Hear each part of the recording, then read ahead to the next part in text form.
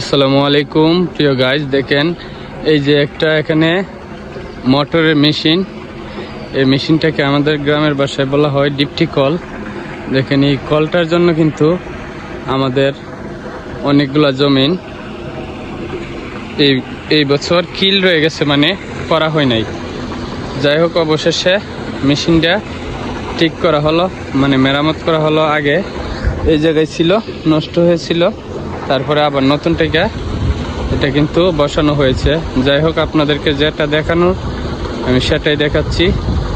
দেখেন আপনারা যে এই ডিপটি কলের কারণে কিন্তু এতগুলা জমিন, যেমন আমাদের এই বিলটাকে বলা হয় ফারাঙ্গা বিল।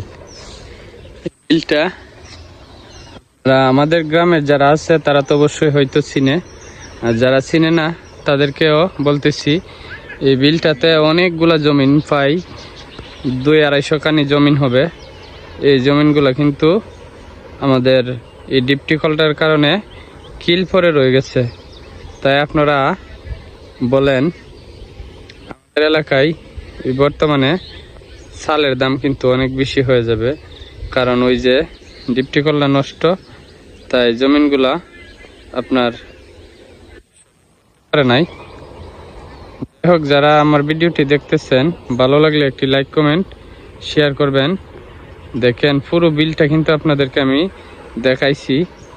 দেখেন সবগুলাই কিন্তু কালি, একটা কলের জন্য পুরো বিলটা কিন্তু ধান রোপণ করতে পারে নাই। যাই হোক, আলহামদুলিল্লাহ অবশেষে কলটা ঠিক করা হয়েছে। আগামীতে ভবিষ্যতে মনে হয় আর কোনো সমস্যা হবে না। যাই হোক, আপনারা যারা আমার ভিডিওটি দেখবেন, ভালো লাগলে একটি লাইক কমেন্ট করবেন। দেখেন এদিকে যে আগে কলটা ছিল বাইঙ্গা, এই জায়গাত বিল্ডিং ছিল, এই জায়গাতে বাইঙ্গা, ওই যে দেখেন ওই জায়গাত পাথরগুলা ফালাইছে। যাই হোক, অবশেষে যাই বলতে চাইছি, অবশেষে আমাদের মোটরের ইঞ্জিন এবং ডিপটি কল এটা তো মেরামত করা হলো। যাই হোক, আর কোনো সমস্যা হবে না আশা করি। এখন থেকে ইঞ্জিন চালু আছে। ওই যে কিছু জমিন বাড়ির পুষ্কুনি থেকে এদিকে ওদিকে থেকে পানি দিয়ে রোপণ করছিল, এগুলোর মাঝে এখন মনে হয় পানি দিচ্ছে। যাই হোক, যারা ভিডিওটি দেখবেন, ভালো লাগলে একটি লাইক কমেন্ট শেয়ার করবেন। ধন্যবাদ সবাইকে। আর বিশেষ করে কার গ্রামে কত টাকা মন চাল বলবেন। আমাদের গ্রামে হয়তো এই বছর একটু দাম বাড়বে, যেহেতু অনেক জমিন রোপণ করতে পারে নাই।